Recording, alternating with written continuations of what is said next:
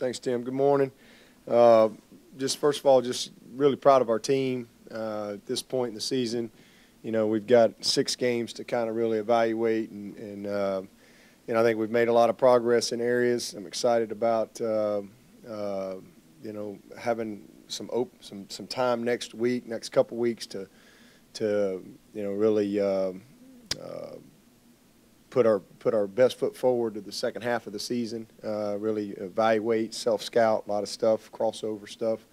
Man, another big challenge this week to get to that point. You know, another night game on the road, division game. It just seems, again, every time we seem to go on the road, it's some night game, electric crowd. I know it'll be a great crowd. That's a good environment.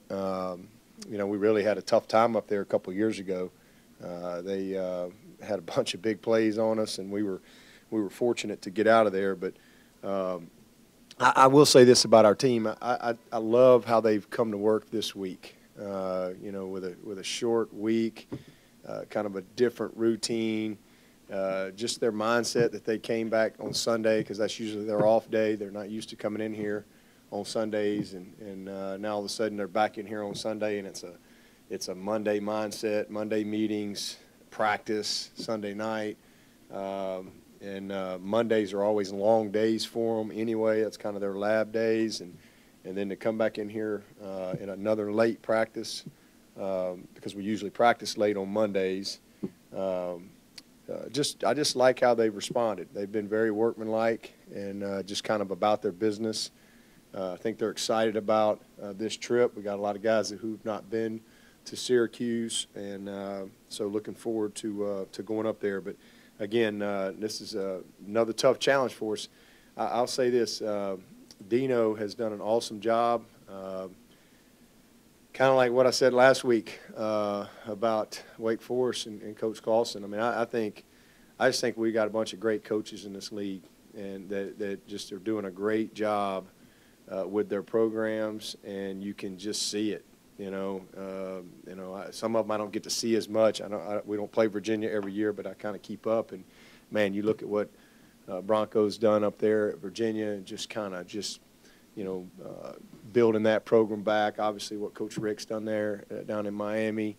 But there's a bunch of really good coaches, and these new guys that have come into I'm kind of one of the old guys now. I'm a young guy, but an old guy in this league from a tenure standpoint.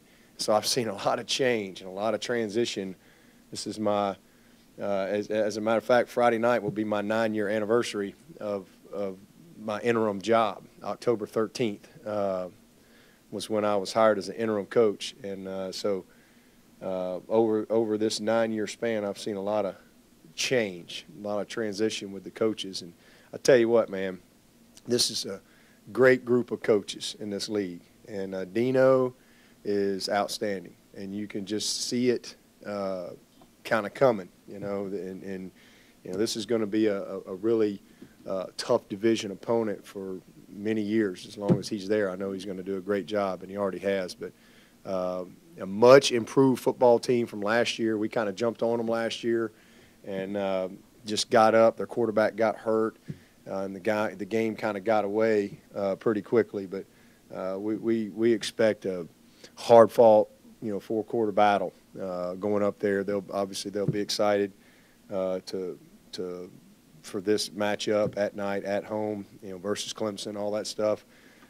But they're well coached, and they got good players. Their quarterback, this Dungy kid, is a very good player. He's big.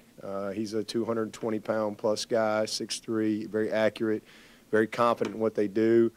They play very fast. Those of you who've watched them at all, you understand their system.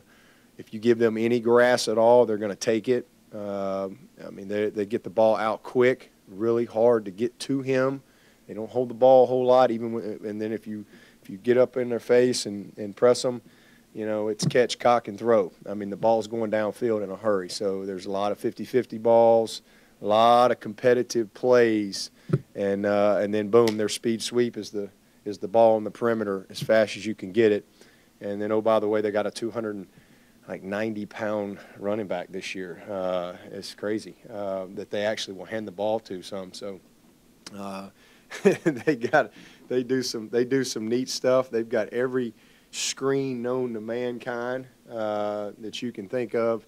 They got it, and so they're a challenge. They're a challenge. So we got to really be locked in on what we're doing. Their tempo, getting the calls in, getting our alignments, getting our eyes on the right things, playing with great technique, and not getting distracted by some of the presentation that they will give us. And then the flip side of it, defensively, very experienced. I will say this too. They got the two best receivers we've probably played. Them two cats right there, number 3 and number 8, they're the real deal. In fact, when I watched the tape, when I got done watching the tape, I was like, dang, I thought Mike Williams was in San Diego. That number 8 catches everything. I mean, guys hanging on him, going, falling out of bounds. I mean, he 50-50 balls. He catches just about everything. So he's going to be a real handful. And then they give number 3, he's all over the place. He's in the slot. He's motion guy. He's outside. He's screen guy. They're going to touch it. But those two guys combined, they lead the country right now in receptions as a duo. And Ishmael, number 8, leads the nation by himself in catches. So this is a legit group. Got an excellent tight end to go along with it. But defensively, got 16 guys back who started last year at some point. And so you got a lot of experience. They've got good depth up front. They're playing 8 guys in the defensive line. They've got 4 or 5 guys at linebacker. They're not as deep in the secondary at safety. They've had a couple guys get hurt, but they're really good. And so it's a good group, and they pressure not quite 50% of the time, but close. Just a ton of pressures. Inside pressures, outside pressures. So they force you to be very, very disciplined. And if you're not communicating, if you're not on the right page, then you got a guy coming free and it's a tackle for loss or sack or whatever. A lot of run stop pressures. But again, just a good football team. You got to go up there and you got to execute well. And, you're going to have a fight on your hands, but excited about it. Coach got the sense talking to the players yesterday that they're really looking forward to this break. How much do you think that helps, just knowing that bye is right around the corner from them? Well, I think it helps. I really do, because you're going into Game 7, and we've been going since August 1st. So I mean, these guys are, and it's coaches too. Coaches, it's 7 days a week, and you're just such a routine, and you just kind of just go, and you look up and you go, holy cow, we're in Game 7. Where did the time go? So I think everybody is looking forward to just kind of just taking a deep breath, and then we get a lot of work done during the open week. Obviously, we got another opponent to prepare for, but it's really just a lot of crossover work.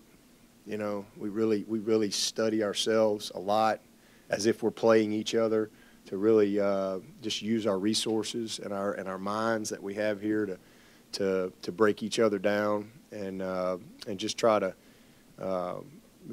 give ourselves a good path moving forward when we come out of the break.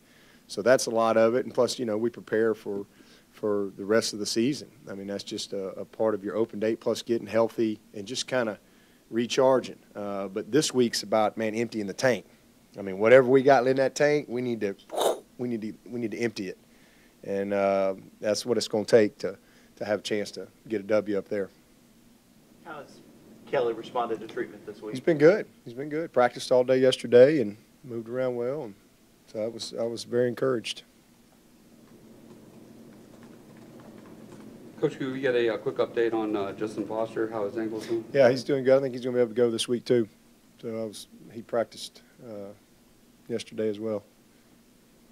You said you seen a lot of change in the ACC. What things have been significant changes from 2008, 2009 to now? Well, expansion. Didn't we? Who did we bring in? We brought in Pittsburgh and Syracuse since then. So that's one thing. And then obviously Notre Dame, even though they're not in the league, but you know they're playing 5 games a year, so that the rest of the sports, they are a league opponent. That's been a change, but just the coaches. I mean, like I said, there's 14 coaches, and I think I'm third in tenure, and because I got hired 9 years ago as an interim this Friday, and I think that's the same year that Paul Johnson got hired right before the season. Because we played him that Saturday, my first game, and that was the first time we'd played the triple option. So he had just gotten hired that year, and I think David Cutcliffe had just gotten hired that year too, maybe just a little ahead of Paul. So, you know, just so much change and turnover, you know, from a coach's standpoint, has been the biggest thing. You know, Coach Bowden, when my first coaches meeting, Coach Bowden and Coach Beamer, and you know, all that crew, Coach Grove, you know, they're all moved on now. So just different coaches. That's probably the biggest thing. But and then this league, from a competitive standpoint, it's night and day from where it was in 2008. I mean, it's not even close. From a national standpoint, out of conference standpoint, just very, very different. Coach, the secondary is going to have a challenge with those receivers you mentioned. They've done a great job this season avoiding pass interference and coverage. How much of that is attributable to the work you did with the boxing gloves, and who came up with that idea? Was it Coach Venables, or was it Coach Reed or Coach Kahn? Well, it was actually my idea, but I stole it from Bill Belichick.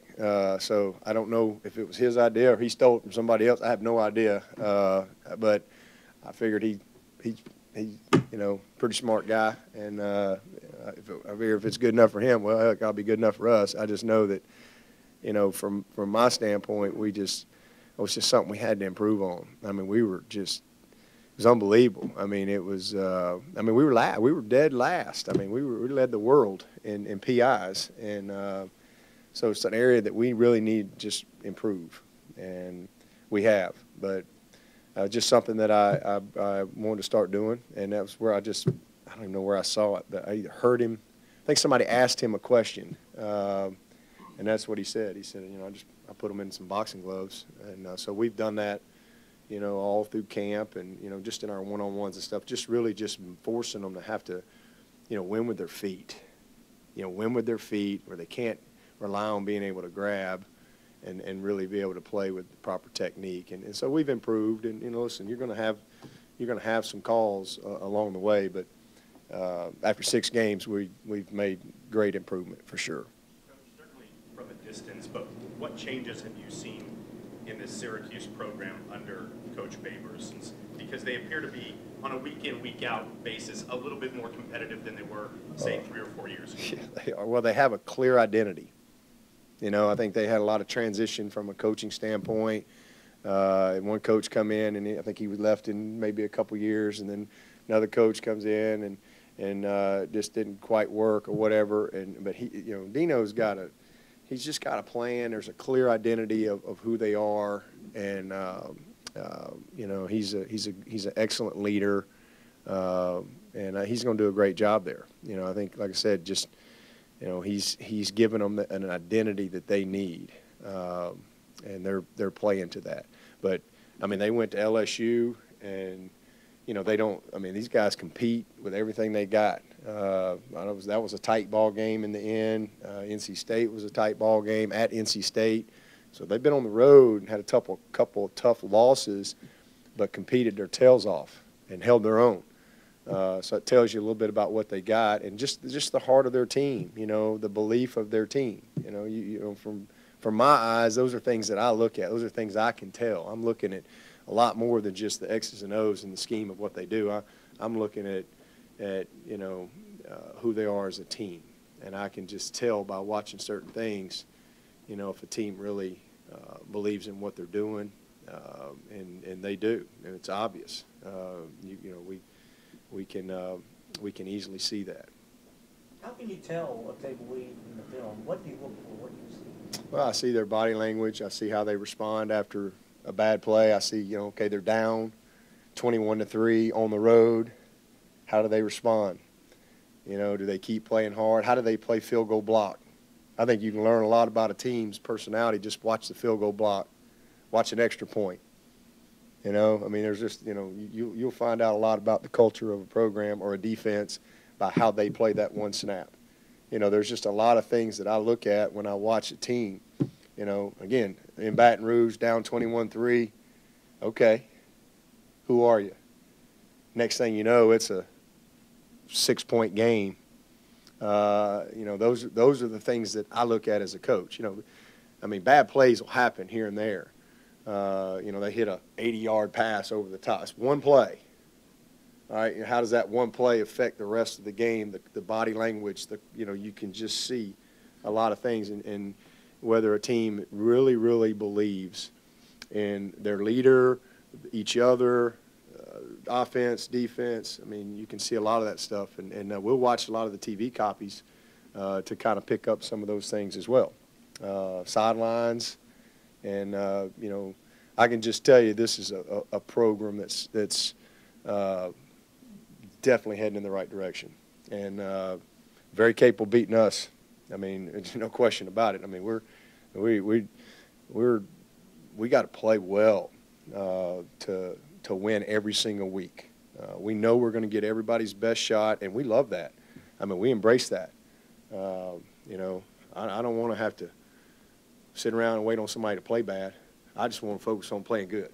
I want to play well, and that's our focus each and every week. You know, we don't, and I think that's why we've been so consistent. We're not worried about the opponent. Boy, I hope they make some mistakes or whatever. We just want to just play our best game, and that's what it's going to take, and that's our focus. I mean, but we got a lot of respect. But I can just tell you that you're going to look up, you know, down the road here quickly, and this will be another one of those programs that if you don't bring your A game, you're getting beat. They're gonna get better in a hurry. Remember most about that game up there 2 years ago that was close. They embarrassed us. They embarrassed us on defense. Couldn't stop them.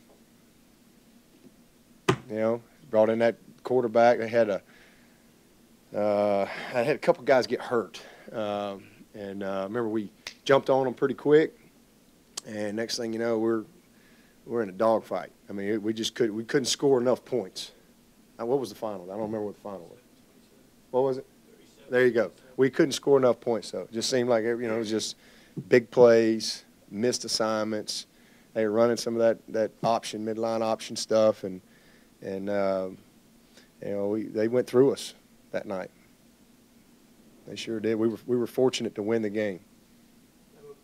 Mitch Hyatt, the last 2 years, played a ton, but he's got some depth there. Yeah. This year, how much has a fresher Hyatt been better? That's great. Yeah, he played. He was our MVP of the game this past week, and you know, again, I think when you're talking about, you know, hopefully we're going to have some postseason play around here, and you know, I think the past 2 years he's played 30 games. He started 29 of them, of the 30, not counting this year. You know, and the 29, he would have started 30, but he was late to a pregame meal, so he didn't start that game. But you know, he's this is huge for him because it's not just this year; it's the totality of his career. You know, he's played a lot of ball games, and you know, but he's a junior now, and to be able to have some depth where we can you know, rest him, I think it's huge, especially for the course of the season. And then just the overall depth of our offensive line. You know, I think we had 8 guys play 30-plus snaps last week, you know, in a competitive situation. So we just got a lot of options, and that's something we said coming into the season. I felt like we'd be able to run the ball better, and we were going to have more depth and flexibility and versatility in our offensive line than we've ever had. And I think that's definitely the case to this point in both those areas.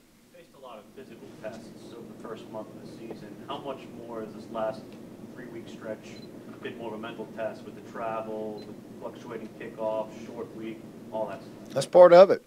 You know, you got to be able to handle all that stuff if you're going to be a good program. I mean, you've got to, you know, that's your culture, that's your leadership, that's just complete buy-in to what it takes to get ready each week.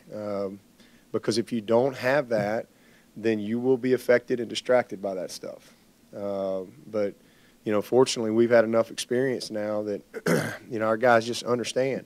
You know, here's what it's going to take. Here's where we are. And, you know, as I met with the guys Sunday, like, you know, this is where I need y'all to help me, you know, in the locker room, in the training table, on the bus, and kind of making sure we got everybody on the same page here in the right mindset. Because it does. I mean, it takes a certain mindset on the front end of something to be successful. And so we don't get distracted or overwhelmed by that stuff. You just embrace it and you keep moving forward because you can't do anything about it. So let's embrace it and get back to work.